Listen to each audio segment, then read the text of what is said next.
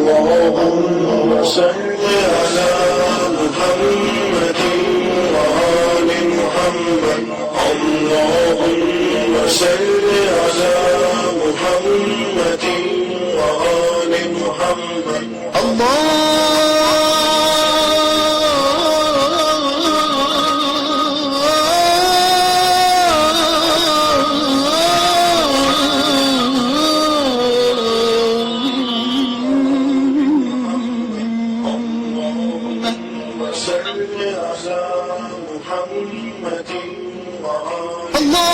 صل على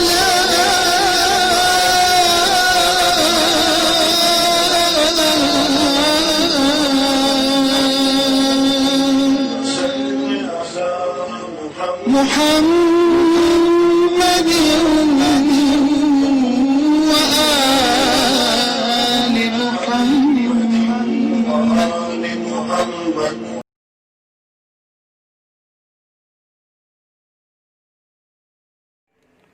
ناظرین اور سامعین کی خدمت میں سلام علیکم. میں آپ کا میزبان ظاہر حسین رضوی شیعہ چینل رائے بریلی سے آپ کے سامنے حاضر ہوں.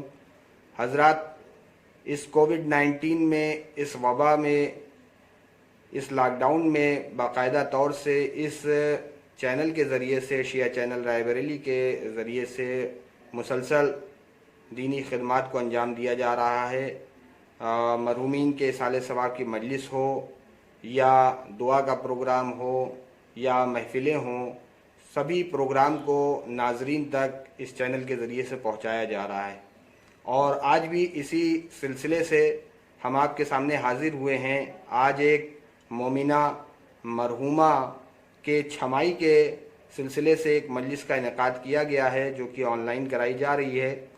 اور مرحومہ کنیز عذرا بنت محمد عقیل نقوی جو کہ زوجہ ہیں سید علمدار نقوی قبائی ایڈوکیٹ رائے بریلی کی زوجہ مرحومہ کنیز عذرا بنت محمد عقیل نقوی کے چھمائی کے سلسلے سے یہ مجلس کا انعقاد کیا گیا ہے آن لائن، جس میں سوسخانی کے فرائض انجام دیں گے. ہمارے ساتھ موجود ہوں گے مشہور و معروف سوسخان جناب توراد نقوی صاحب مصطفیٰ آبادی، جو کہ محتاج تعارف نہیں ہیں. وہ انشاءاللہ مصطفیٰ آباد سے ہمارے ساتھ موجود ہوں گے اور آج کی اس اصالہ ثواب کی مجلس میں سوسخانی کے فرائض انجام دیں گے. اور اس کے بعد ہمارے ساتھ خطیب اہل بیت، ذاکر اہل بیت جناب عباس حیدر صاحب کانپور سے اپنے گھر سے موجود ہوں گے، جو کہ آج کی مجلس کو خطاب کریں گے، اس اصالہ ثواب کی مجلس کو خطاب کریں گے. تو آئیے حضرات، میں بنا کسی تمہید کے اس مجلس کا آغاز کرنا چاہ رہا ہوں. اور آغاز میں محترم جناب توراد نقوی صاحب کی خدمت میں چلتا ہوں، جو کہ ہمارے ساتھ مصطفیٰ آباد سے اپنے گھر سے موجود ہیں. میں ان کی خدمت میں چلتا ہوں اور ان سے گزارش کرتا ہوں کہ آج کی مجلس میں سوسخانی سے باقاعدہ طور سے اس مجلس کا آغاز کریں. سبھی ناظرین اور سامعین سے گزارش کی جا رہی ہے کہ ایک باواز بلند نعرہ صلوات سے جناب توراد نقوی صاحب کا استقبال کریں. اللہم صلی علی محمد وآل محمد وعجل فرجهم. السلام علیکم، آداب. مرحومہ کا لکھا ہوا کلام سب سے پہلے میں آپ کے سامنے پیش کر رہا ہوں، جس کا عنوان ہے غم حسین اور خلوص. سنیں گے بطور خاص. غم حسین مناؤ مگر خلوص کے ساتھ. غم حسین مناؤ مگر خلوص کے ساتھ. گھروں میں فرش بچھاؤ مگر خلوص کے ساتھ. غم حسین منانا ہمارا مقصد ہے. غم حسین منانا ہمارا مقصد ہے. یہ بات سب کو بتاؤ مگر خلوص کے ساتھ، یہ بات سب کو بتاؤ مگر خلوص کے ساتھ۔ ہمارے اشک ہیں بی بی کے زخم کا مرہم، ہمارے اشک ہیں بی بی کے زخم کا مرہم، تم اپنے اشک بہاؤ مگر خلوص کے ساتھ، تم اپنے اشک بہاؤ مگر خلوص کے ساتھ۔ یہ بھی شعر بطور خاص۔ یہ وہ حسین ہے وعدے پہ جس نے جان دے دی، یہ وہ حسین ہے وعدے پہ جس نے جان دے دی، خدا سے وعدہ نبھاؤ مگر خلوص کے ساتھ، خدا سے وعدہ نبھاؤ مگر خلوص کے ساتھ۔ لگا کے حر کو گلے سے بتایا مولا نے، لگا کے حر کو گلے سے بتایا مولا نے، گلے کسی کو لگاؤ مگر خلوص کے ساتھ، گلے کسی کو لگاؤ مگر خلوص کے ساتھ۔ اور مقطع حاضر کر رہے ہیں۔ عزا کی شان تو باقی نہیں ہے عذرا، عزا کی شان تو باقی نہیں ہے عذرا، حسینی جذبہ جگاؤ مگر خلوص کے ساتھ، حسینی جذبہ جگاؤ مگر خلوص کے ساتھ، گھروں میں فرش بچھاؤ مگر خلوص کے ساتھ۔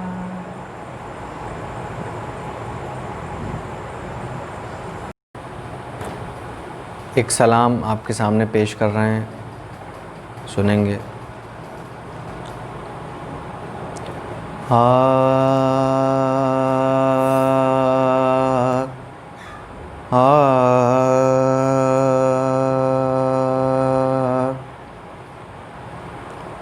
ہم علی والے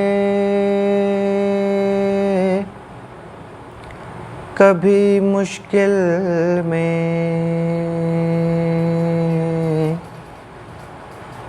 گھبراتے نہیں، ہم علی والے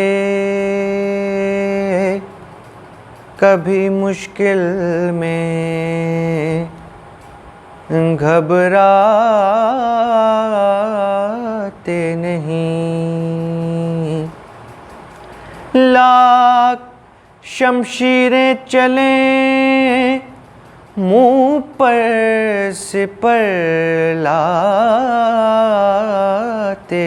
نہیں، ہم علی والے گرنے والے ایک دفعہ تو یا علی کہہ کر تو دیکھ، گرنے والے ایک دفعہ تو یا علی کہہ کر تو دیکھ ماننے والے علی کے ٹھوکریں کھاتے نہیں. ہم علی والے کبھی مشکل میں گھبراتے نہیں. ہوں حسین ابن علی یا اکبر و عباس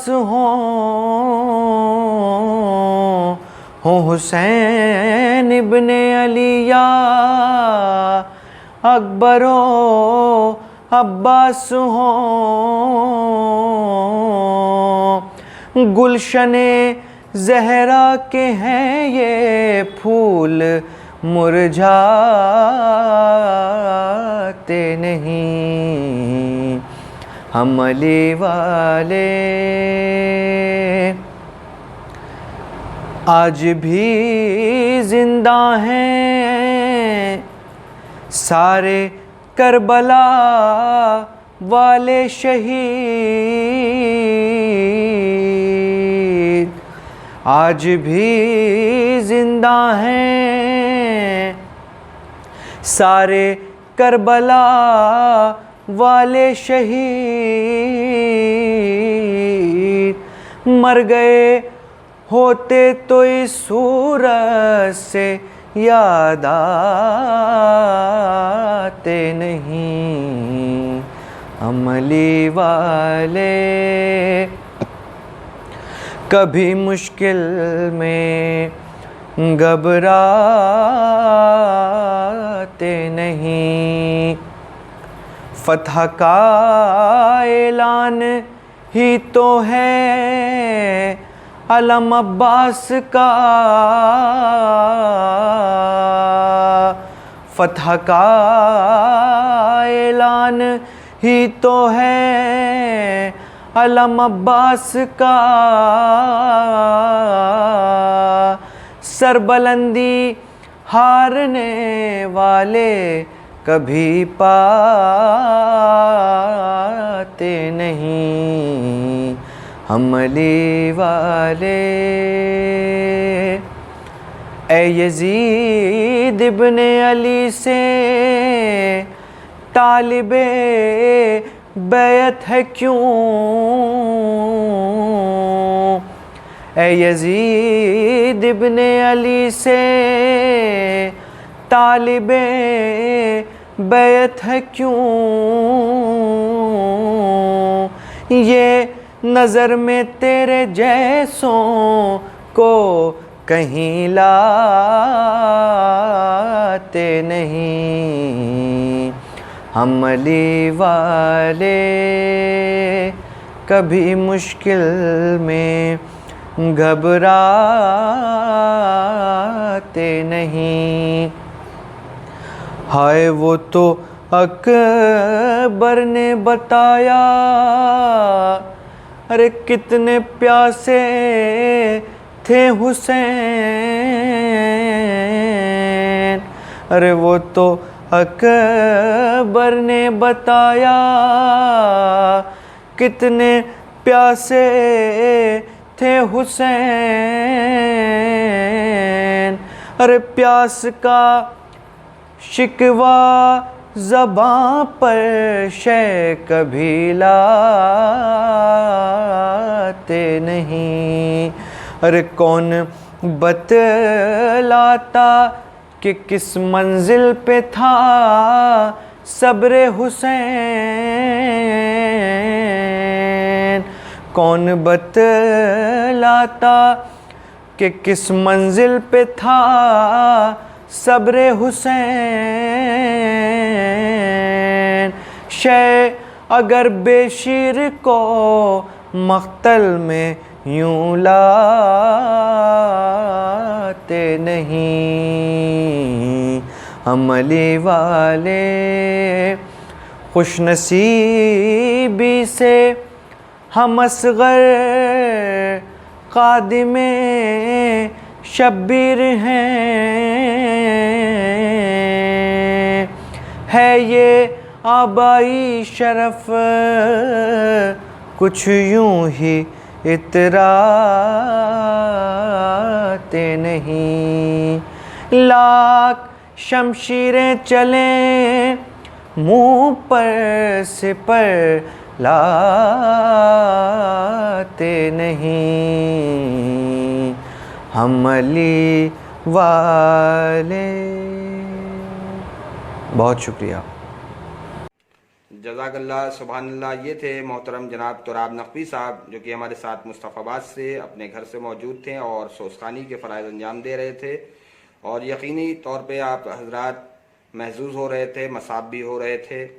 آئیے حضرات، اب میں آج کی مجلس کو خطاب کرنے کے لیے کانپور کی سرزمین پہ چلتا ہوں۔ اس سے پہلے میں مولانا شہوار کاظمی صاحب امام جمعہ و جماعت رائے بریلی کے ذریعے سے جو تعزیت کے اشعار کہے گئے ہیں مرحومہ کے سلسلے سے، وہ ایک مطلع 2 شعر آپ کی خدمت میں پیش کر دوں۔ تعزیت کے اشعار مرحومہ کے سلسلے سے مولانا شہوار کاظمی امام جمعہ جماعت رائے بریلی کے ذریعے سے کہے گئے ہیں، وہ شعر آپ کے سامنے آپ کی خدمت میں پیش کرتا چلوں۔ اس کے بعد آج کی مجلس کو خطاب کرنے کے لیے ہمارے ساتھ موجود ہوں گے محترم عباس ذاکر اہل بیت، محترم عباس حیدر صاحب کانپور سے۔ تو شعر سماعت کریں کہ پیروے اطرت اطہار کنیز عذرا، پیروے اطرت اطہار کنیز عذرا، شاہ کربل کی عزادار کنیز عذرا، پیروے اطرت اطہار کنیز عذرا، شاہ کربل کی عزادار کنیز عذرا، اور ذاکرہ شاعرہ ہر ایک عمل میں بہتر، ذاکرہ شاعرہ ہر ایک عمل میں بہتر، تھی حقیقت میں وزادار کنیز عذرا، تھی حقیقت میں وزادار کنیز عذرا۔ اور یہ شعر بطور خاص جہاں جہاں بھی ہماری آواز جا رہی ہے، جو ناظرین دیکھ رہے ہیں، کہ اپنے احباب کے دکھ درد کو وہ بانٹتی تھیں، اپنے احباب کے دکھ درد کو وہ بانٹتی تھیں، رہتی تھیں بن کے علمدار کنیز عذرا، اپنے احباب کے دکھ درد کو وہ بانٹتی تھیں، رہتی تھیں بن کے علمدار کنیز عذرا، اور وہ عقیدت سے سجاتی تھیں عزا خانے کو، وہ عقیدت سے سجاتی تھیں عزا خانے کو، کربلا والوں کی غمخوار کنیز عذرا، وہ عقیدت سے سجاتی تھیں عزا خانے کو، کربلا والوں کی غمخوار کنیز عذرا۔ یہ تھے مولانا شہوار کاظمی امام جمعہ و جماعت کے اشعار آپ کی خدمت میں ہم پیش کر رہے تھے، جو کہ مرحومہ کے تعزیت کے سلسلے سے کہے گئے ہیں۔ اور آئیے حضرات، میں اب بنا کسی تمہید کے آج کی مجلس کو خطاب کرنے کے لیے ہمارے ساتھ موجود ہیں کانپور سے ذاکر اہل بیت محترم جناب عباس حیدر صاحب کانپوری کی خدمت میں چلتا ہوں۔ وہ اپنے گھر سے ہمارے ساتھ موجود ہیں اور آج کی مجلس کو خطاب کریں گے۔ سبھی ناظرین اور سامعین سے گزارش کی جا رہی ہے کہ ایک باواز بلند نعرے صلوات سے جناب عباس حیدر صاحب ذاکر اہل بیت جناب عباس حیدر صاحب کا استقبال کریں۔ اللہم صلی علی محمد وعلی محمد وعجل فرجهم۔ اللهم صل على محمد وآل محمد۔ فاتحہ۔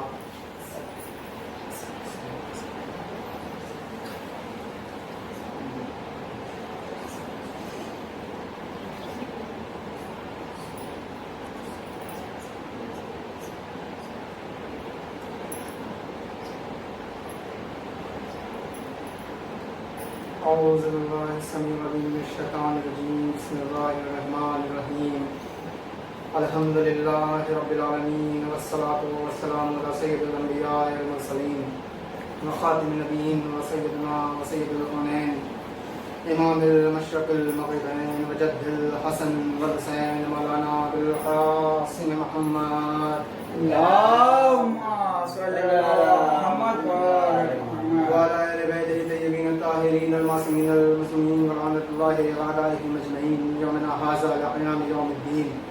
اما بعد فقد قال اللہ تبارک وتعالی کتاب المبین واصدق الصادقین وقوله الحق۔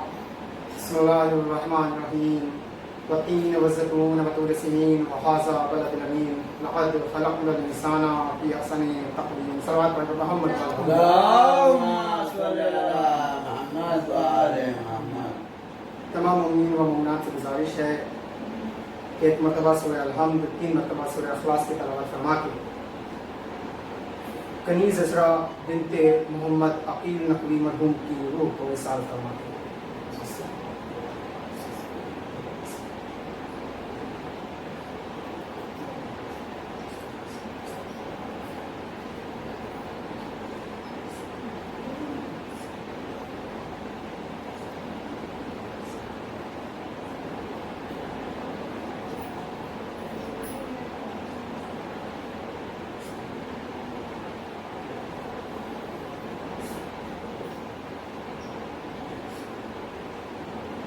सल्लल्लाहु अलैहि मोहम्मद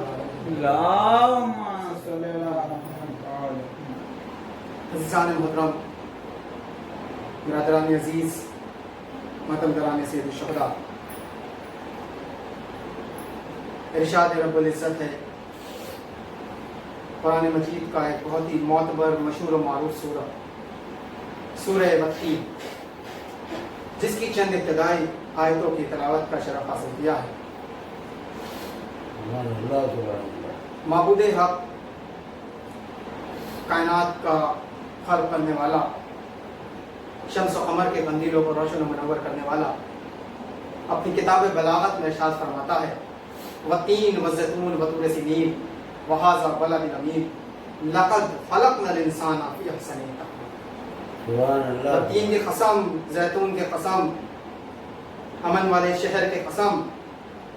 अब इन कसमों को खाके परवरदिगार जिस बात की तरफ तवज्जो दिलाना चाहता है, जो इंतहाई अहम बात है और जो खास तौर पे मेरे आज की इस मजलिस का एक उन्वान भी है, लक़द ख़लक़नल इंसाना फ़ी अहसनि तक़वीम, जिसमें अल्लाह इरशाद फरमाता है कि हमने इंसान को बेहतरीन तक़वीम के साथ फरमाया।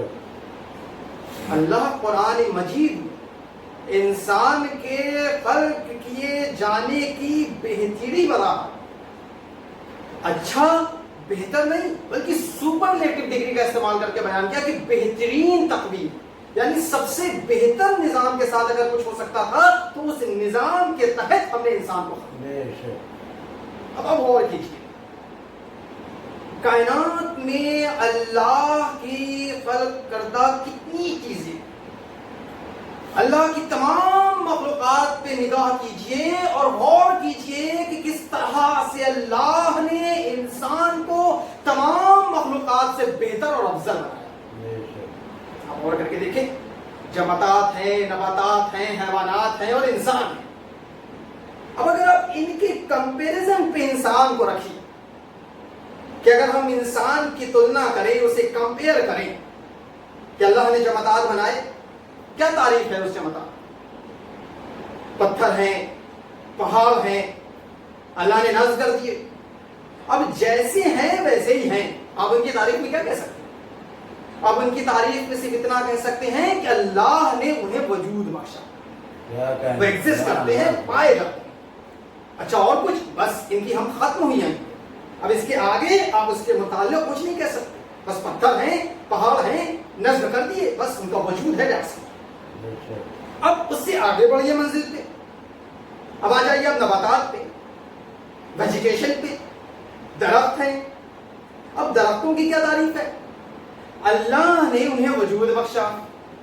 अब आप कहेंगे वो तो पत्थरों को भी बख्शा, सिर्फ वजूद नहीं बख्शा, पत्थरों को अल्लाह ने सिर्फ वजूद दिया, लेकिन उनसे बेहतर नबातात इस सूरत में बनाए कि दरख्तों को ना तो सिर्फ वजूद दिया बल्कि उसके साथ साथ उन्हें ग्रोथ भी बख्शी। वो ग्रोथ पाते हैं। इतना सा दरख्त होगा 10 साल बाद देखिए आपसे भी बुलंद कामत हो जाएगा। अच्छा उसके आगे कुछ और नहीं, बस इसकी हम रोसना खत्म। अल्लाह ने दरख्तों को वजूद बख्शा, वजूद के साथ साथ ग्रोथ दी कि वो ग्रोथ कर सकते हैं, ग्रो कर सकते हैं, कर रहे। इसके बाद आइए अब हैवानात की तारीफ में। क्या हैवानात की तारीफ किस सूरत से की जा सकती है? तो अब अल्लाह ने हैवानात को वजूद बख्शा, पत्थरों को भी बख्शा, दरख्तों को भी बख्शा, लेकिन हैवान को इनसे बेहतर कैसे बनाया कि अल्लाह ने इसे ग्रोथ भी दी। अब आप कहेंगे वो दरख्तों को भी दी, लेकिन ये दरख्तों से अफजल कैसे हैं? दरख्त चहलकदमी नहीं कर सकते, ये चहलकदमी कर सकते। یہ گروتھ بھی رکھتے ہیں اور چہل قدمی بھی کر سکتے ہیں. آج ادھر ہے بکری کا بچہ تو کل ادھر پائیں گے آپ. لیکن اب اس کے علاوہ اور کچھ؟ ہاں بس یہ کہہ سکتے ہیں کہ جنریشن ہے بس. اور کچھ؟ بس تاریخ ختم. اور اب آ جائیے انسان. جب اللہ نے انسان کو جماعات سے، نباتات سے اور حیوانات سے افضل کیسے بنایا؟ آپ کے وجود کی بنا پہ تو وہ پتھروں کو بھی دیا، آپ کے گروتھ کی بنا پہ تو وہ درختوں کو بھی دیا، آپ کے گروتھ کی بنا پہ، چہل قدمی کی بنا پہ، جنریشن کی بنا پہ تو وہ تو جانوروں کو بھی دیا. تو اگر آپ یہ کہیں کہ وجود ہے تو وہ سب کے پاس، اگر آپ یہ کہیں کہ گروتھ ہے تو وہ درختوں میں بھی ہے، وہ جانوروں میں بھی ہے. اگر آپ یہ کہیں کہ چہل قدمی ہے تو آپ کہیں وہ جانوروں میں بھی ہے. اگر آپ یہ کہیں کہ جنریشن بھی ہے تو وہ تو جانوروں میں بھی ہے. تو کیا انسان جانور کی طرح ہے؟ پھر کیا ایسی چیز ہے کہ اللہ نے انسان کو جانور سے بھی بہتر بنا دیا؟ تو وہ نعمت عقل ہے کہ جس کو اللہ نے سورج سے ادا کیا، کہ جس کے حاصل ہو جانے کے بعد وہ جانور سے بھی افضل ہو گیا. لہٰذا اللہ نے قرآن میں ارشاد فرمایا کہ ہم نے تمہیں بہترین نظام کے ساتھ خلق کیا. ایسا نظام کائنات میں کوئی اور خلقت اس نظام کے ساتھ پائی نہیں جاتی. صلوات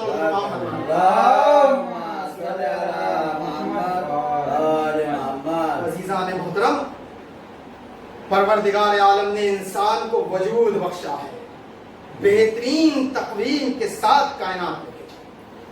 تو جب سب سے بہترین نظام کے ساتھ پیدا کیا ہے تو پھر سب سے بہترین امتحان سے بھی گزرنا پڑے گا. جب سب سے بہترین نظام کے ساتھ اتارا ہے تو پھر اس کی ذمہ داری بنتی ہے کہ یہ اپنے وجود کی شناخت کو کائنات میں حاصل کرے. پروردگار عالم نے قرآن مجید، آپ جائیں دیکھیں غور کریں، سورہ بقرہ قرآن مجید کا ایک معتبر، مشہور و معروف اور سب سے زیادہ آیتوں والا سورہ، جس میں پروردگار عالم نے بیان فرمایا ہے کہ یقیناً یقیناً یقیناً ہم تمہارا امتحان لیں. تمہیں بہترین تقویم کے ساتھ خلق کیا ہے، تمہیں بہترین نظام کے ساتھ خلق کیا ہے، تو تمہیں ایسے ہی نہیں چھوڑا جائے. تمہیں جب بہترین نظام کے ساتھ دنیا میں بھیجا ہے تو جب سب سے بہترین تقویم تمہاری ہے تو سب سے بہترین امتحان بھی تمہارا ہی ہوگا. اب کس بات کا امتحان ہوگا؟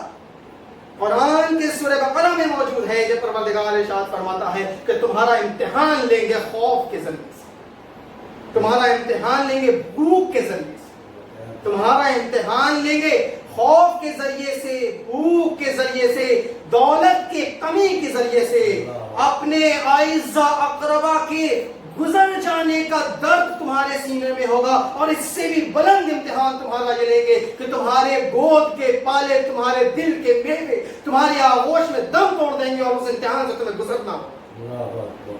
یہ اللہ نے قرآن میں ارشاد فرمایا کہ اللہ امتحان لے گا، بھوک سے لے گا، خوف سے لے گا، دولت کی کمی سے لے گا. اچھا خاصا نظام چل رہا ہے، کوئی ہماری طرف سے کوتاہی بھی نہیں ہے، لیکن پھر بھی بہتر طریقے سے چلنے والا ہمارا بزنس، ہماری جاب، ہماری ورکنگ، نہ جانے کیا ہو جاتا ہے کہ سب ختم. اور پھر اگر ہم بولیں تو آج کا یہ دن، آج کا یہ دور، یہ کورونا وائرس سے گرست یہ ہندوستان، یہ کائنات، یہ بخوبی اس چیز کو دیکھ رہی ہے کہ اچھا خاصا چل رہا کاروبار، ہماری کوئی کمی اور کوتاہی نہیں تھی، لیکن پھر بھی سب چوپٹ ہو رہا ہے، پھر بھی سب میں مشکلات پیدا ہو رہی ہیں. عزیزان محترم، یہ ارشاد رب العزت ہے کہ تمہارا امتحان لیا جائے. دولت کی کمی کی وجہ سے تمہارا امتحان ہوگا، تمہارا کوئی قصور نہیں، سب بہتر ہے، تم اچھی نیت سے کام کر رہے تھے پھر بھی دولت کی کمی ہوگی، تمہارے اعزا اقربا تمہاری آنکھوں کے سامنے سے دور ہو جائیں اور تمہارے جگر گوشے، تمہارے گود کے پالے. یقیناً یقیناً یہ مصیبت ہے. پروردگار فرماتا ہے کہ جو اس مصیبت میں صبر و شکر سے اپنی زندگی گزارے گا، اے میرے رسول اسے بشارت دے دو کہ بھی اللہ کے پاس اس کے لیے اجر کثیر موجود ہے. صلوات یقیناً یہ مصیبت ہے، یقیناً مصیبت ہے، اس میں کوئی دو رائے نہیں کہ یہ مصیبت نہیں ہے، یہ مصیبت ہے، اللہ خود کہہ رہا ہے. لیکن پروردگار یہ بھی کہہ رہا ہے کہ رسول سے بشارت دے دیجیے کہ جو اس میں صبر کا مظاہرہ کرے، یقیناً یہ مصیبت ہے۔ اب اس عالم میں انسان غمگین بھی ہوگا، اس عالم میں انسان روئے گا، تو اب ظاہر سی بات ہے کہ جب مصیبت آئے گی تو انسان روئے گا، جب مصیبت آئے گی تو آنسو بہیں گے، جب مصیبت آئے گی تو دل غمگین ہوئے گا۔ عزیزان محترم، دین اسلام فطرت کے خلاف کام کرنے کا نام نہیں۔ دین اسلام دین ہی وہی ہے جو کبھی بھی فطرت انسانی کے برعکس نہیں جاتا۔ یہ فطرت میں ہے کہ اگر مصیبت آئے گی تو غمگین ہوگے، اگر مصیبت آئے گی تو اشک بہیں گے، اور اگر مصیبت کے وقت آنسو بہانا بدعت ہوتا، مصیبت کے وقت آنسو بہانا اگر قانون کے انسانی کے تحت نہ ہوتا تو سورہ یوسف میں یوسف کے باپ کو روتا ہوا قرآن سورہ کے طور پر موجود نہ کرتا۔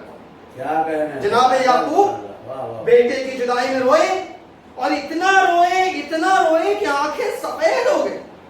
تاریخ نہیں، قرآن کی روشنی میں بیان کر رہا ہوں کہ پروردگار عالم نے سورہ یوسف میں پورا واقعہ بیان کیا کہ اس قدر روئے لیکن صبر کیا، اور ایسا صبر کے آیت کی صورت میں ہے کہ صبر نہیں، صبر جمیل، ایک ایسا صبر کہ جس میں جمال پایا جاتا ہے۔ تو عزیزان محترم، جب انسان فطرت کے ماتحت چلتے ہوئے رضائے پروردگار کے تحت صبر کرتا ہے تو پروردگار کی رضا حاصل ہوتی ہے۔ صلوات محمد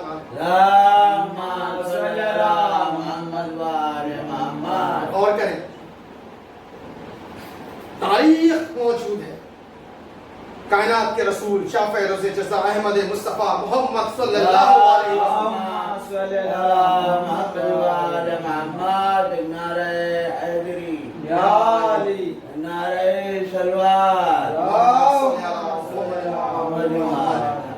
تاریخ موجود ہے۔ جناب ابراہیم سلبی بیٹا، کائنات کے رسول کا سلبی بیٹا، تاریخ کہتی ہے کہ اللہ نے جبرائیل امین کو بھیجا کہ یا تو ابراہیم کو لے لیجئے یا تو حسین کو لے لیجئے۔ کائنات کے رسول کہتے ہیں کہ ہم حسین کا فدیہ قرار دیں، سلبی بیٹا۔ اور تاریخ کی روشنی میں دیکھیے تو جنت البقیع میں کائنات کے رسول نے خود اپنے گوشت کے پالے کو قبر میں، اور غم اس قدر کہ کائنات کے رسول کے آنکھوں سے اشک جاری ہے۔ کائنات کے رسول غمگین ہے، رو رہے ہیں۔ اسی اسنا میں کسی صحابی نے سوال کیا، اللہ کے رسول آپ رو رہے ہیں؟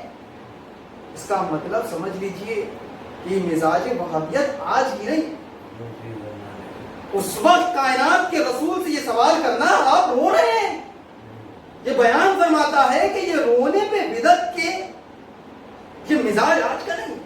لیکن بہت شکر اس صحابی کا کہ جس نے یہ سوال کیا، کیونکہ اگر وہ یہ سوال نہ کرتا تو کائنات کے رسول کا وہ جملہ کہ جو جواب کی صورت میں آیا وہ ریکارڈ میں درج نہ ہو۔ کائنات کے رسول جواب دیتے ہیں، اور کیا مالک الاعلیٰ جملہ فرماتے ہیں کہ یقیناً آنکھیں اشک بہاتی ہیں، دل غمگین ہوتا ہے، لیکن تم غور کرو کیا اس عالم مصائب میں نے رضائے پروردگار کے سوا کوئی اور کلمہ اپنے زبان سے جاری کیا؟ اس کا مطلب یہ ہے کہ مصیبت چاہے اولاد کی کیوں نہ گزر جائے، بس صبر کرو اور اللہ کی رضا کے لیے تیار رہو، بس اسی صبر کرنے والے کے لیے اللہ کی بارگاہ میں جزائے ہے۔ صلوات عزیزان محترم، یہ عمل دراصل فطری عمل ہے، یہ فطرت میں شامل ہے۔ اللہ نے انسان کو بہترین تقویم کے ساتھ خلق کیا، اس میں کوئی دو رائے نہیں، اور یہ اسی کے نظام میں شامل ہے کہ جب اس کا دل غمگین ہوتا ہے تو اس کی آنکھوں سے اشک بہتے ہیں، یہ فطرت ہے۔ اور قرآن اس بات کی سند دیتا ہے کہ جو دین اسلام ہے دراصل وہ فطرت ہے۔ جو بھی مولود آتا ہے، جو بھی کائنات میں بندہ آتا ہے، وہ فطرت اسلام پہ پیدا ہوتا ہے۔ جب قرآن کی آیت بھی ہے، کائنات کے رسول کی حدیث کہ جو دین ہے یہ دین فطرت ہے۔ اب غور کر، یہ دین فطرت ہے. اور اب اگر آپ فطری عمل کو غور کریں تو کتنے ایسے عمل ہیں جو فطری طور سے ہمارے نگاہوں کے سامنے ہیں. رونا فطرت میں شامل ہے، ہنسنا فطرت میں شامل ہے، چہرے پہ مسکان آتی ہے یہ فطرت میں شامل ہے. اگر ہمیں بھوک کا احساس ہوتا ہے تو یہ بھوک لگنا فطرت میں شامل ہے. اگر ہمیں پیاس کا احساس ہوتا ہے تو یہ پیاس کا احساس ہونا فطرت میں شامل ہے. یہ فطری عمل ہے، ہم اور آپ اسے انکار نہیں کر سکتے. تو گویا یہ فطری عمل. کیا آپ نے کبھی غور کیا کہ کسی نے کہا ہو کہ بھوک لگنے کے لیے ایک سرٹیفکیٹ ضروری ہے؟ کبھی آپ نے غور کیا کہ یہ دیکھا گیا ہو کہ پیاس لگنے کے لیے ایک سرٹیفکیٹ ضروری ہے؟ پتا چلا کہ جی میرے بچے نے ابھی تک پانی نہیں پیا. کیوں؟ کیونکہ اسے جب تک 10ویں کا سرٹیفکیٹ نہیں مل جائے گا اسے پیاس نہیں لگے گی. کہیں ایسا ایگزامپل ہے؟ بھوک لگنے کے لیے کوئی دنیاوی سرٹیفکیٹ کی ضرورت نہیں ہے کیونکہ یہ عمل فطری ہے. پیاس لگنے کے لیے کوئی سرٹیفکیٹ کی ضرورت نہیں ہے. کوئی انسٹیٹیوٹ سرٹیفائی نہیں کرتا کہ جائیے اب آپ پانی پی سکتے ہیں، جائیے اب آپ کھانا کھا سکتے ہیں، جائیے اب اشک بہا سکتے ہیں، جائیے اب آپ ہنس سکتے ہیں، جائیے اب آپ رو سکتے ہیں. یہ فطری عمل ہے. اگر وجود ہے انسان کا تو یہ عمل فطری ہے. اور دین اسلام کیا ہے؟ دین اسلام فطری ہے کیونکہ پروردگار قرآن میں کہہ رہا ہے کہ ہم نے ہر بندے کو فطرت پہ پیدا کیا اور فطرت میں شامل ہے کہ رونا فطرت ہے، ہنسنا فطرت ہے. اب آپ غور کریں اور ایک چھوٹے سے سوال کا جواب دیں. ہم میں سے کون ایسا ہے کہ جو یہ چاہتا ہے کہ ہم مر جائیں؟ محسوس کیجیے. کیا ہم چاہتے ہیں ہم بس بھائی یہ میری مجلس ہے، ہم پڑھیں اتریں اور ہم مر جائیں، بس بہت جیلی ہے، اب رہا نہیں جا رہا ہے؟ کوئی چاہتا ہے؟ کوئی چاہتا ہے؟ کوئی چاہتا ہے کہ ہم مر جائیں؟ فلاں مولانا جناب میری کل مجلس پڑھ دے گا، ہم آج جا رہے ہیں، پرسوں میرا تیجا آپ ہی پڑھیے گا، بس رہ لیا، جی نہیں چاہ رہا رہے. تو کیوں نہیں چاہتے آپ کی مر جائیں؟ کیونکہ زندہ رہنے کا جذبہ دراصل فطری ہے. تمنائے بقا جو ہمارے دل میں پائی جاتی ہے دراصل وہ فطری ہے. یہ تمنائے بقا فطری ہے. مٹ جانے کی بات سے ہم گریز کرتے ہیں. کوئی 4 سال 3 سال کا بچہ بھی جو ہوش حواس میں ہو، اگر آپ اسے بھی اذیت دیں تو وہ بھی اسے ایکسپٹ نہیں کرے گا. وہ بھی یہ چیز کا ایکسپٹ نہیں کرے گا کہ آپ اسے اذیت دیں، آپ اسے مار. کیونکہ یہ عمل فطری ہے. یعنی کہ زندہ رہنا تمنائے بقا فطری ہے. تو بھوک لگنا فطرت میں شامل، پیاس لگنا فطرت میں شامل. بھوک کا احساس، پیاس کا احساس، درد کا احساس، خوشی کا احساس فطرت میں شامل. اسلام دین فطرت، جذبہ بقا فطرت میں شامل.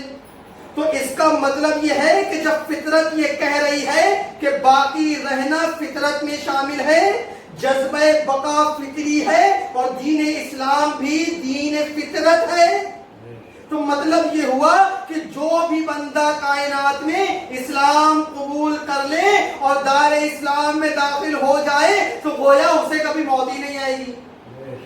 کیوں؟ کیونکہ جذبہ بقا فطری ہے، دین اسلام فطرت کا دین ہے. تو جو اس میں داخل ہو جائے اس کا مطلب اسے موت ہی نہیں آئے گی. تو پھر آپ دنیا کو بلا لیجیے، آئیے اسلام ایکسپٹ کیجیے، کیونکہ اسلام ایکسپٹ کرنے والے کو موت نہیں آتی. تو اگر وہ اسلام ایکسپٹ کرے اور پھر قرآن تک پہنچے تو وہی قرآن پڑھ کے جواب دے گا کل نفس ذائقۃ الموت. پھر وہ یہ کہے گا کہ آپ کے قرآن میں تو لکھا ہے کہ ہر نفس کو موت کا مزہ چکھنا ہے، اور آپ نے ہمیں یہ کہہ کے دعوت دی کہ چونکہ تمنائے بقا فطری ہے اور دین اسلام بھی دین فطرت ہے اور آپ نے ہمیں بلا لیا، لیکن دراصل آپ کا ہی قرآن کہہ رہا ہے کہ ہر نفس کو موت کا مزہ چکھنا ہے. تو اس مسئلے کو کیسے طے کیا جائے؟ یہ مسئلہ جو فطری ہے اور یہ جو اصول اسلام ہے، دراصل ان دونوں کو سنکرنائز کیسے کیا جائے؟ دراصل دین اسلام فطرت کا دین ہے، لیکن بھوک لگنا فطرت میں شامل ہے، پیاس لگنا فطرت میں شامل ہے، درد ہونا فطرت میں شامل ہے. وہ دین فطرت ہو ہی نہیں سکتا جو اس بات کا انکار کرتے کہ تمہیں بھوک کیوں لگتی ہے. وہ دین اسلام ہو ہی نہیں سکتا، دین فطرت ہو ہی نہیں سکتا جو انسان کے پیاس لگنے پہ اعتراض کرے تمہیں پیاس کیوں لگتی ہے. وہ اسلام دین فطرت کوئی نہیں سکتا جو آپ کے اس بات پہ اعتراض کرے کہ تمہارا دل غمگین کیوں ہوتا ہے، بلکہ دراصل دین اسلام اس دین فطرت کو کہتے ہیں جو انسانی فطرت کے تقاضوں کو ایکسپٹ کرتے ہوئے اسے اس طرح سے چینلائز کرے کہ اس کے لیے پراپر گائیڈنس مہیا کی جائے کہ تمہارے بھوک لگنے پر ہمیں اعتراض نہیں ہے، تمہارے پیاس لگنے پہ ہمیں اعتراض نہیں ہے، تمہارے غمگین ہونے پہ ہمیں اعتراض نہیں ہے، لیکن ہم تمہارے لیے ایک ایسا راستہ مہیا کریں گے جس کے تحت تم یہ جان پاؤ کہ اگر بھوک لگے تو کھانا کیا ہے اور کس سے بچنا ہے، پیاس لگے تو پینا کیا ہے اور کس سے بچنا ہے۔ بھوک لگنے پہ اگر تم سب کچھ کھانے لگو گے تو تم جانور ہو جاؤ گے، پیاس لگنے پہ اگر تم سب کچھ پینے لگو گے تو تم جانور ہو جاؤ گے۔ دین اسلام دراصل تمہیں انسان بنانے آیا ہے، تمہارے لیے وہ گائیڈنس فراہم کرے گا، اسے تمہاری بھوک سے اعتراض نہیں ہے، اعتراض اس بات سے ہے کہ تم کچھ غلط چیز نہ کھا لو، اس گائیڈنس کو تمہارے لیے پرووائڈ کیا جائے، اس دین کا نام دین فطرت، دین اسلام۔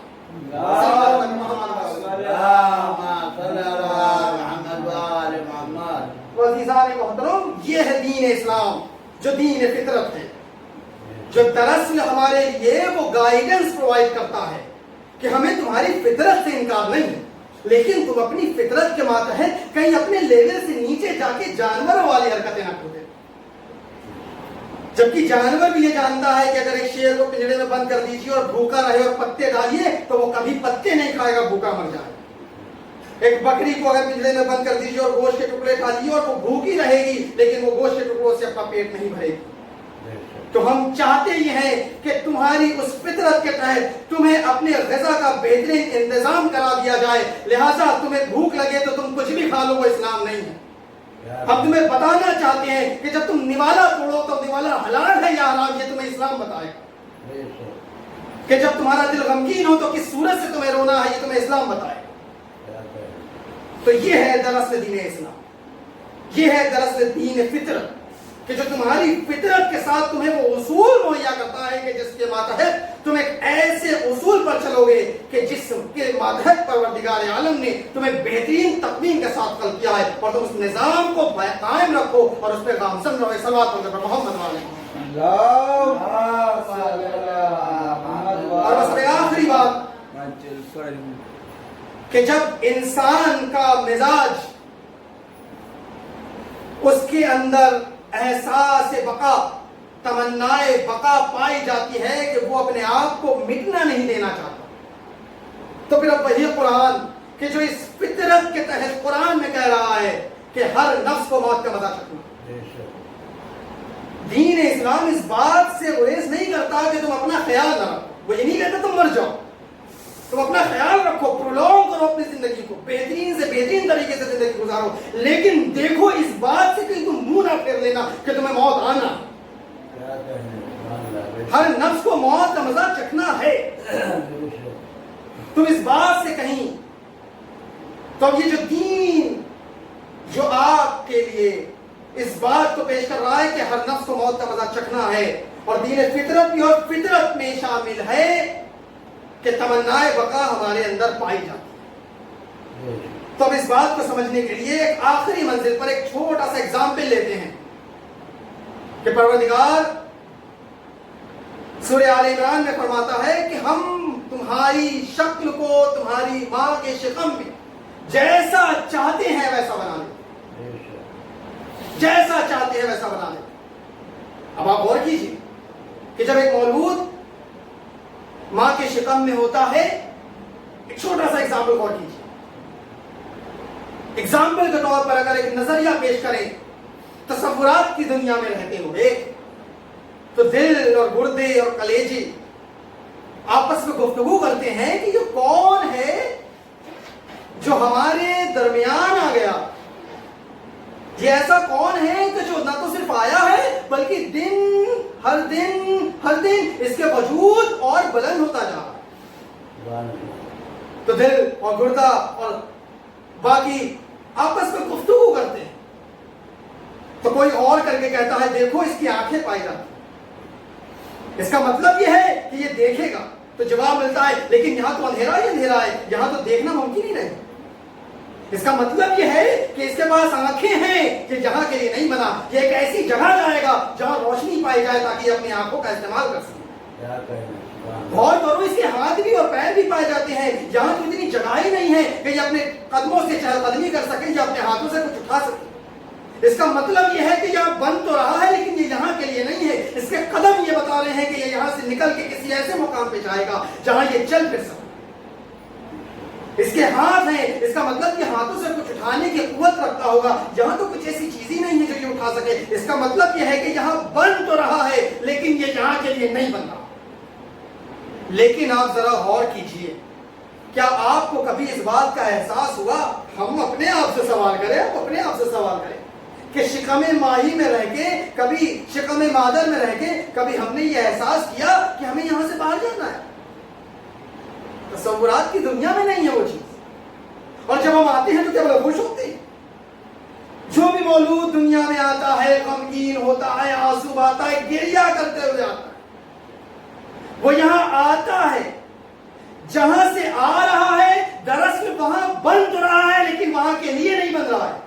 لیکن جہاں آ رہا ہے، جہاں آنا کبھی اس کے لیے ضروری نہیں ہوتا کہ وہ خود نکل کے آ جائے، اور آتے ہوئے گریہ کرنا بتا رہا ہے کہ وہ آنا نہیں چاہتا۔ تو اس کا یہ وجود جو وہاں ہے، بنا تو مادر کے شکم میں ہے لیکن وہاں کے لیے نہیں بنا، اسے اس دنیا میں آنا پڑے گا۔ لیکن جب تک وہ اس ماں کے شکم میں موجود ہے، اسے اس بات کا احساس نہیں ہے کہ یہ دنیا ہے جہاں آنے کے لیے وہ بن رہا ہے۔ تو جس طرح اس مولود کو اس بات کا علم شکم مادر میں نہیں ہوتا کہ وہ وہاں ہے تو لیکن بن یہاں کے لیے رہا ہے، اسی طرح اس کائنات میں آنے کے بعد ہمیں اس بات کا علم نہیں رہتا کہ ہم یہاں ہیں تو لیکن یہاں کے لیے نہیں ہے، اس کے بعد کی ابدی زندگی کے لیے درس نہ پائے گا۔ صلوات اللہ محمد و آل محمد۔ تو وہاں کا علم کون؟ تو آئیے در محمد پہ، جو تعلیم دیتے ہیں کہ تمہاری یہ زندگی اس طرح سے گزرے کہ وہ جو زندگی اس موت کے بعد دراصل حاصل ہوگی وہ زندگی تمہارے لیے حقیقی زندگی ہے۔ اور اگر تم رضائے پروردگار کو پیش نگاہ رکھتے ہوئے زندگی میں عمل انجام دو گے تو جس طرح سے تم اس کائنات میں آتے ہو، اور یہ کائنات تمہارے لیے ایک اجنبی سی کائنات ہوتی ہے، لیکن ماں کی آغوش میں تمہیں وہ ٹھنڈک محسوس ہوتی ہے کہ تمہیں اپنا پن کا احساس ہوتا ہے کہ ہاں میرا کوئی اپنا ہے اس کائنات میں، جس کی آغوش میں آ کے تمہاری وہ اجنبیت دور ہو جاتی ہے۔ تو اگر تم اللہ کی رضا کو پیش نگاہ رکھو گے اور اس کے بعد موت کی آغوش میں جاؤ گے تو تمہارا مولا کہتا ہے کہ جو تم مرو گے تو تمہارے پاس تمہارا علی موجود ہوگا۔ صلوات علی محمد۔ عزاداران مظلوم کربلا، برادران عزیز، پروردگار عالم نے انسان کو بہترین تقویم کے ساتھ رکھا، تو بس تعریف اس بندے کی ہے کہ جو اپنی تقویم کی عزت رکھے، کہ جو اپنی شناخت کو پیدا کرے۔ عزاداران مظلوم کربلا، یقیناً یہ مجلس ایک شمائی کی مجلس ہے، اور یہ شمائی کی مجلس میرے اس خالہ کی مجلس ہے کہ جن کی مثال یقیناً ایک ایسی مثال ہے کہ جنہوں نے کنیز سیدہ ہونے کا حق جس حد تک ممکن ہو ادا کرنے کی تاعمر کوشش کی۔ وہ ایک ایسی ہستی تھی جنہوں نے نہ تو صرف اپنے میکے کا، نہ تو صرف اپنے سسرال کا، نہ تو اپنے خانوادے کا، مکمل جہاں تک ان کی اپروچ ہوتی تھی کہ پھر چاہے وہ اہل خاندان ہو، چاہے وہ اہل محلہ ہو، ہر کسی کی خدمت کو تیار۔ زدران مظلوم کربلا، دین اسلام دراصل دین ہی یہی ہے کہ تمہیں اس دنیا میں بھیجا ہے تو اس صورت سے بھیجا ہے کہ تم اپنی شخصیت کو اس طرح سے ابھارو کہ دوسروں کے لیے ایک روشن چراغ بن جائے۔ دین اسلام وہ دین ہے کہ جو کائنات میں یہ نہیں دیکھتا کہ وہ ہندو ہے کہ کرسچن ہے، وہ تعلیم یہ دیتا ہے کہ اگر تم انسان ہو تو انسانیت کے ماتحت کام، اور اگر تم نے اہل بیت علیہ السلام کے در سے وابستہ ہو کے اس در سے وہ تعلیمات حاصل کی ہے، تو پھر تمہارا ہر عمل اس طرح سے ہونا چاہیے کہ تمہارے ہر عمل کو دیکھ کے لگے کہ ہاں یقیناً یہ وہ تعلیم ہے کہ جو تعلیم یقیناً ایک شہزادی کونین کی کنیز میں ہونی چاہیے۔ عزیزانہ مظلوم کربلا، ایک مرحومہ کی چھمائی کی مجلس، غور کیجئے کہ کائنات میں ہمارے اپنے، ہمارے گود کے پالے، یا وہ جن کی آغوش میں ہم پلے، کوئی بھی دنیا سے جاتا ہے تو ہم ماتم سید الشہداء پر پاتے ہیں، کیونکہ عزیزانہ مظلوم کربلا، اس کائنات میں کوئی غم حسین سے بڑھ کر نہیں ہے کہ جو ہمیں اس بات کی حارس بنا سکے کہ تمہارا غم کوئی غم نہیں۔ اور اگر کائنات میں اللہ کے رسول کے اس نوازے کا غم نہ ہوتا تو ہم اپنے غم میں اس طرح سے ٹوٹ کے مر گئے ہوتے کہ ہمیں کوئی سہارا دینے والا نہ ہو۔ اور دنیا میں اس بات کی سینکڑوں مثالیں موجود ہیں کہ انسان اپنے غم میں ٹوٹ کے اس طرح سے اپنے آپ کو اکیلا محسوس کرتا ہے کہ اپنی زندگی کو ہلاک کر دیتا ہے، لیکن خدا کی قسم ہمارے لاکھ لاکھ سلام ہو اللہ کے رسول کی اس ذات پہ کہ جن کے نواسے نے ہمارے لیے ایک ایسا در مہیا کر دیا کہ جس سے وابستگی ہونے کے بعد ہماری ماں کا درد، ہماری اولاد کا درد، ہمارے بھائی کا درد، کوئی درد نہیں رہتا کہ جب ہم ایک مرتبہ رخ کربلا کر کے دیکھیں۔ عزیزان مظلوم کربلا، آپ محسوس کیجئے اس حسین سید الشہداء کا کیا درد ہوگا کہ جب وہ مدینے سے نکلا ہے تو ماں کی لحد پہ گیا، اس طرح سے ماں کی لحد پہ گئے کہ جیسے ایک ننھا سا بچہ اپنی ماں کے آغوش میں جاتا۔ 57 برس کا بوڑھا حسین اپنی ماں کی لحد پہ اس طرح سے جاتا ہے جیسے ایک ننھا سا چشمہ اپنی ماں کی آغوش میں جاتا۔ عزاداران حسین ماں کی آغوش میں، ماں کی قبر میں اس طرح سے حسین لیٹ جاتے ہیں کہ جیسے بچپن کے عالم میں ماں کی آغوش میں لیٹتے تھے، اور بس ماں سے وعدہ لیتے ہیں، ماں آپ نے وعدہ کیا تھا کہ جب وقت آخر حسین پکارے گا تو آپ چلے آؤ۔ عزاداران مظلوم کربلا، آپ ذرا حسین کا درد محسوس کیجئے۔ ہم بعد اذان جو دعا پڑھتے ہیں تو ہم پروردگار کی بارگاہ میں دعا کرتے ہیں، پالنے والے اگر ممکن ہو تو ہمارے قبر کو رسول کے قبر کے قریب۔ آپ ذرا تصور کریں کہ جو ہم جیسا نمازی خاکسار اپنی نمازوں میں دعا کرتا ہے کہ ہمارے قبر رسول کے قریب ہو، لیکن ہاں جو وارث رسول ہو وہ مدینے کو چھوڑ کے جا رہا۔ عزاداران مظلوم کربلا، وہ دن قریب ہے کہ جو ایام عزا کے دن ہے، وہ دن قریب ہے کہ جو دن حسین غریب کو رونے کے دن ہے۔ عزاداران مظلوم کربلا، یہ وہ حسین ہے کہ جو میدان کربلا میں اس منزل پہ پہنچ چکے ہیں کہ اب کوئی مونس و یاور مددگار نہیں ہے۔ خیمے سے اس طرح سے رخصت ہوتے ہیں کہ جیسے خیمے سے ایک زندہ جنازہ رخصت ہو۔ خیمے سے رخصت ہو کے آتے ہیں، رہوار پہ سوار ہوتے ہیں، رہوار کو ایڑ دیتے ہیں، رہوار آگے نہیں بڑھتا۔ ایک مرتبہ فرماتے ہیں، اے بے وفا، ارے میری آخری سواری ہے، مجھے میرے منزل تک پہنچا دے۔ زبانی میں جواب ملتا ہے، اے آقا میری کیا مجال، لیکن میرے سلبوں سے آپ کا سکون لپٹا ہے۔ اب جو حسین کی نگاہیں نیچے جاتی ہیں، کیا دیکھتے ہیں؟ گود کی پالی سکینہ سلبوں سے لپٹی ہے۔ امام مظلوم نیچے اترتے ہیں، ننھی سی سکینہ کو کلیجے پہ لٹاتے ہیں، غمین کربلا پہ لیٹ جاتے ہیں، فرماتے ہیں، اے بیٹی سکینہ، تم جانتی ہو پروردگار کی بارگاہ میں نے نماز شب میں تمہیں کس طرح سے تلاؤں میں طلب کیا۔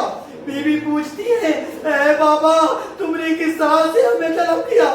حسین فرماتے ہیں، میں نے پالنے والے سے گزارش کی، پروردگار مجھے ایسی بیٹی دینا جیسی میرے بابا کو دی تھی۔ بی بی پوچھتی ہے، بابا پھر اور کیا دعا کی؟ میں نے کہا، پالنے والے میرے دل میں اس کی وہ محبت رکھنا جو میرے بابا کے دل میں میرے اماں کی محبت کے دل میں میری وہ محبت رکھنا جو میرے اماں کے دل میں میرے بابا کی محبت تھی. بی بی پوچھتی ہے اے بابا پھر اور کیا دعا کی؟ بس یہ دعا مستجاب ہوئی. اللہ نے پوچھا اے حسین تمہاری دعا کو قبول کیا لیکن ذرا بتا دو کہ وقت ہوگا دین پہ اور میں تمہیں طلب کروں گا اور وہ بچی تمہارے کلیجے پہ ہوگی تو تمہارا کیا عمل ہوگا؟ میں نے وعدہ کیا پالنے والے تیرے دین کی بقا کے لیے اپنی بچی کی محبت کو قربان کر دوں گا. بس یہ سننا تھا. سکینہ نے ہاتھوں کو گلے سے ہٹایا. رد و عمل بدل گیا. وہ منزل آ گئی کہ کل تک جو بچی بابا کے سینے پہ سوتی تھی آج ماں کی آغوش میں بے حال ہے. اللہ لعنت اللہ علی قوم الظالمین. سیاق الذین ظلموا انا للہ و انا الیہ راجعون. رضا من قضاء المرسلین. ایک مرتبہ سورہ ہم 3 مرتبہ سورہ اخلاص کے پڑھتے مرحومہ غزی